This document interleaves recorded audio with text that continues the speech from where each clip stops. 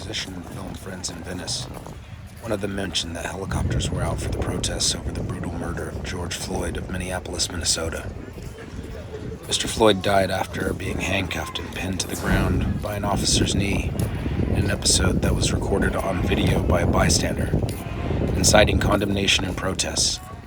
The video, which has gone viral, is disturbing, but I recommend it be shown to every white ally who has the stomach to do something about it.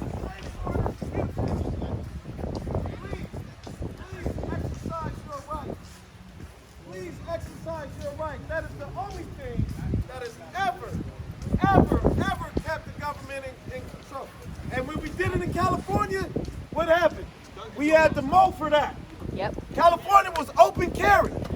Open carry. But as soon as the Panthers did that and stopped the police from abusing their people, California State Legislature brings a mow for that. Now you can't carry in public no more. Right. Ronald Reagan, right? And that's why this ain't about political affiliation, because that was a Republican president that did that. That was an NRA president that helped write the law. Right.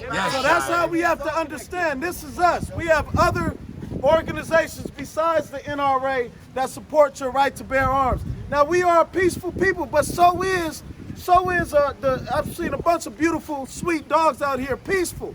But if you attack that little dog right there that this brother's holding, he's gonna snap back. That's not being a violent person, that's being a living being.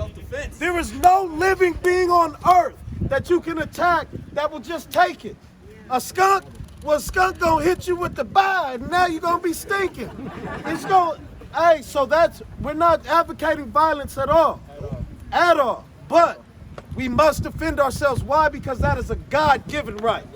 There's no religious book. No. Keep in mind that George Floyd was arrested. Was arrested for passing a counterfeit $20 bill. That's a crime that any of us could be guilty of at any time. I got a few $20 bills in my wallet. I don't have one of them machines or one of them things to test it. For all I know, one of them could be counterfeit. And I go up here to buy some cigarettes or a soda or something to give the man a 20. The next thing I'm done, I'm down on the ground with some cops knee on my neck. Before they even check for themselves whether it was a counterfeit 20. Plus murder. Right. So, with that in mind, I got a question for everybody out here. Sir. What's in your wallet? Exactly. All that matters is in America, you could be successful, you could be smart, you could have degrees, you could have all these acclimates, you could whatever. If they see you're black, it doesn't matter. You see people, you see. Why is that? I can't. My voice is gone. You see thugs. You see quote unquote thugs. They get, he was dangerous. He had a gun on him. That's why the cop did what he did. But how do you explain? Everybody. You see it in the comment section. But the biggest agitators are the media. Most effective devil in America. But what the problem is people see it and they agree, and then closeted racists come out and they say, no, black struggles are not black struggles. The dude was guilty. And that's the problem. All they see is black. They don't see a human. They don't see a human. From the roots, they teach us to hate ourselves already as it is in America. Because at least they'll start with the rubber bullets with y'all. At least. I've been pulled over before.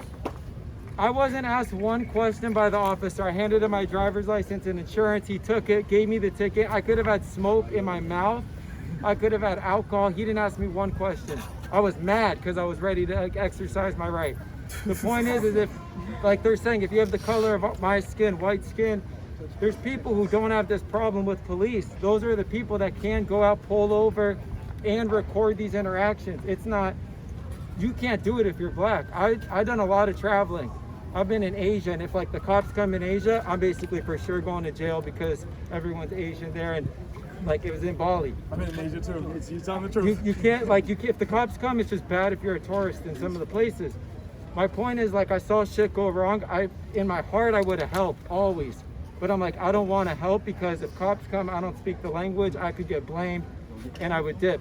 I say that because I really realized the privilege of being here and having white skin and being able to help other people. And I think that's what it takes, is the people that look like the oppressor to help the people that are oppressed. That's right. Thank you, man. The one thing